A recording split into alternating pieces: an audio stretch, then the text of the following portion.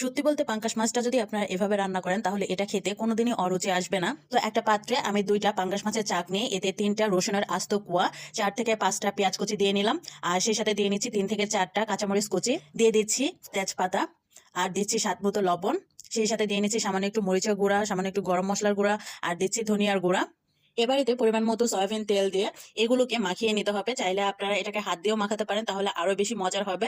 আর আমার যেহেতু এটা হাত দিয়ে মাখালে হাতটা জ্বালাপোড়া করে, তার জন্য আমি এটাকে একটা চামিচের মাধ্যমে মাখিয়ে নিলাম। এরপর আমি এতে পানি দিয়ে নিচ্ছি। আপনি যেমনটা ঝোল খেতে পছন্দ করেন সেই অনুযায়ী পানি দিয়ে নেবেন।